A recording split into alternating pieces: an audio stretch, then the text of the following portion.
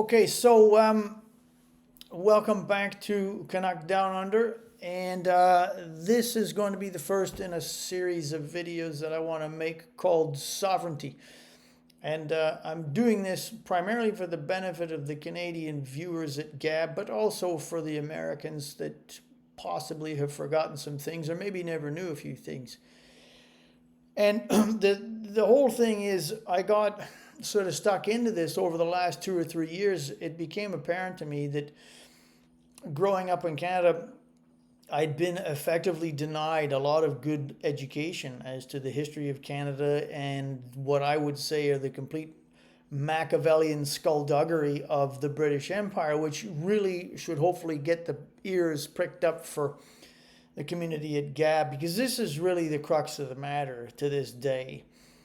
Until I see otherwise, what I really think is going on here is that globalism is effectively the British Empire repackaged, and it's a system that favors British oligarchs and other global oligarchs, which the British did a very good job of conjuring out of the United States.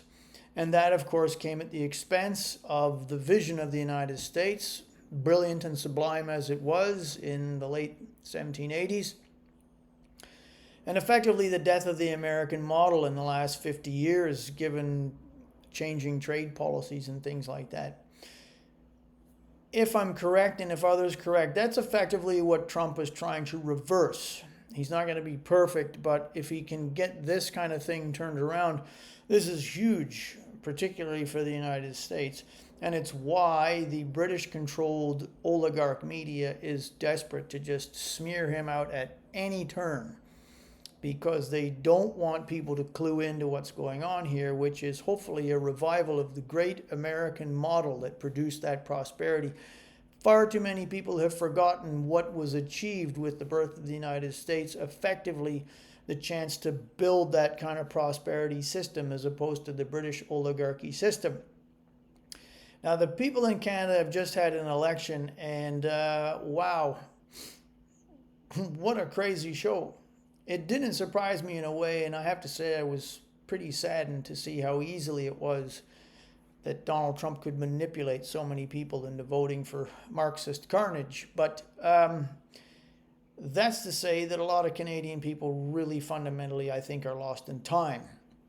So, that being the case, let's just get the first question up on the board, and that is this: where does the legitimate authority of government come from?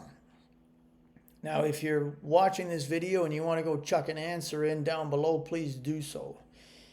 Because a lot of people might be scratching their heads and saying, well, actually, I don't really know anymore. I don't even understand this question.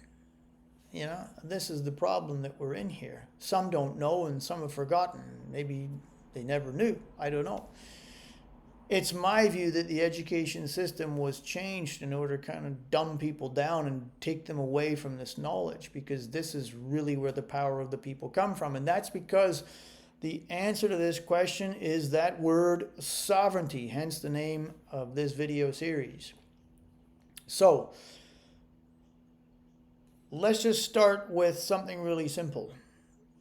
When William the Conqueror took England, he couldn't get money from the Christians because usury was forbidden. And hopefully, if we get a new pope, they'll remember that. Because this is a major problem destroying the world right now, is usury. So William the Conqueror went to the Jewish moneylenders, and that's what got them into England. And he got into England, and he was known as a de facto, a foreign hostile occupying power. And nonetheless, he claimed sovereignty, which means he claimed that he owned all the land. And so that was feudalism. The king owned everything, and you paid your rent in the form of something primarily called a socage, which could have been any form of different payments, or crop payments was quite common. Could also involve, say, a son going to die in a war or something like that. But he owned the land, you paid rent. And we have this little problem here in Australia today called fee simple, which is what the modern version of British socage looks like. Yeah. So this tradition of William the Conqueror, well, he was a sovereign. And that carried on all the way until we get to this funky character called Henry VIII. Now, people think that Henry VIII is renowned because he was some kind of sexaholic and he had multiple wives.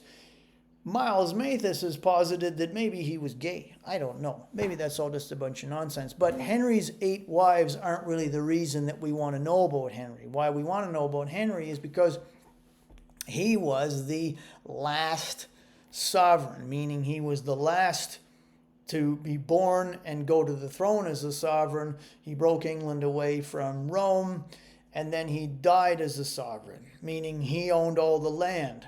Now, his daughter Elizabeth ascended the throne as a sovereign, and she owned all the land. So, I'm going to stop this video here because I want to keep them short, and we'll put them in chunks. So, come back for part 2, and we'll pick up the trail here with Queen Elizabeth coming to the throne as a sovereign.